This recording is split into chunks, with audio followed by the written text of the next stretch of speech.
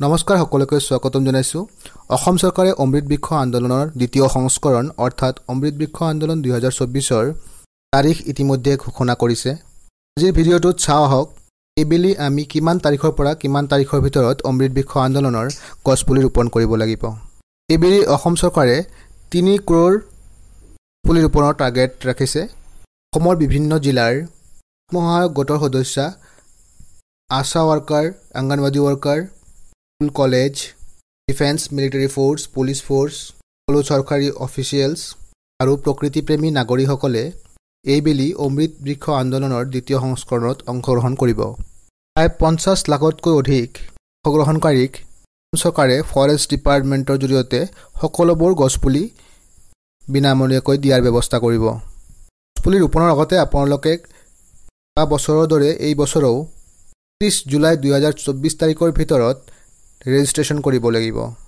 যিসকলে যোৱা বছৰ ৰেজিষ্ট্ৰেশ্যন কৰিছিলে তেওঁলোকে এই বছৰ অকল ৰেজিষ্ট্ৰেশ্যন ৰিনিউৱেল কৰিলে হ'ব। যিসকলে যোৱা বছৰ ৰেজিষ্ট্ৰেশ্যন কৰা নাছিলে তেওঁলোকে এই বছৰ নতুনকৈ ৰেজিষ্ট্ৰেশ্যন কৰিব লাগিব। ৰেজিষ্ট্ৰেশ্যন কৰিবৰ কাৰণে আপোনালোকে আপোনাৰ মোবাইলৰ জৰিয়তে ৰেজিষ্ট্ৰেশ্যন কৰিব পাৰে। গুগল ক্ৰমত aba.assam.gov.in এইটো পৰ্টেলত ৰেজিষ্ট্ৰেশ্যন বা ৰিনিউ কৰিব পাৰিব।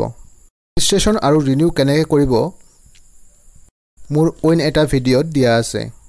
ইয়াৰ বাহিৰেও যদি আপুনি আপোনাৰ মোবাইলত অমৃত বৃক্ষ আন্দোলনৰ এপ্লিকেশ্যনটো ডাউনলোড কৰিব বিচাৰিছে তেন্তে পুৰণা এপ্লিকেশ্যনটো আনইনষ্টল কৰি aba.assam.gov.in এইটো পৰ্টেলত গৈ মোবাইল এপ APK ফাইল অপশ্যনটোত গ'লে আপোনাৰ ডিষ্ট্ৰিক্টৰ APK ফাইলটো ডাউনলোড কৰি সেইটো লিংকৰ জৰিয়তে এপ্লিকেশ্যনটো ডাউনলোড কৰিব পাৰে।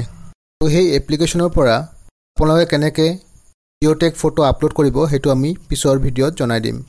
এইবেলি গছপুলি ৰোৱা আৰু ফটোগ্ৰাফ আপলোড কৰাৰ তাৰিখ অসম চৰকাৰে 1 আগষ্ট 2024 তাৰিখৰ পৰা 15 আগষ্ট 2024 তাৰিখৰ ভিতৰত ঘোষণা কৰিছে। মুঠতে অসম চৰকাৰে যোৱা 18 জুলাই 2024 তাৰিখে অমৃত বৃক্ষ আন্দোলনৰ দ্বিতীয় সংস্কৰণৰ ঘোষণা কৰিছিলে আৰু অংশগ্ৰহণকাৰীসকলে জুলাই 2024 তাৰিখৰ পৰা অহা 31 জুলাই 2024 তাৰিখলৈকে ৰেজিষ্ট্ৰেশ্যন বা ৰিনিউৱেলখিনি কৰিব পাৰিব। 28 জুলাই 2024 তাৰিখৰ পৰা 12 আগষ্ট 2024 তাৰিখলৈকে ফৰেষ্ট ডিপাৰ্টমেণ্টে গছপুলিখিনি ডিষ্ট্ৰিবিউশ্যনৰ ব্যৱস্থা কৰিছে। আপোনালোকে 14 আগষ্ট 2024 তাৰিখলৈকে গছপুলিখিনি নিৰ্দিষ্ট স্থানৰ পৰা ল'ব পাৰিব। এইবেলি গছপুলি ৰোৱা আৰু জিঅ'টেগ ফটো আপলোড কৰাৰ সময়সীমা হ'ল 1 আগষ্ট 2024 তাৰিখৰ পৰা 15 আগষ্ট 2024 তাৰিখৰ ভিতৰত।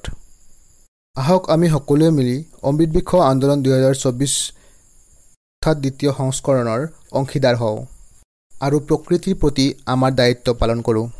ভিডিঅ'টো ভাল লাগিলে লাইক, কমেণ্ট আৰু শ্বেয়াৰ কৰি দিব। নতুন ভিডিঅ'বোৰৰ আপডেট পাই থাকিবলৈ চেনেলটো ছাবস্ক্ৰাইব কৰিব আৰু বেল আইকনটো ক্লিক কৰি দিব। ধন্যবাদ।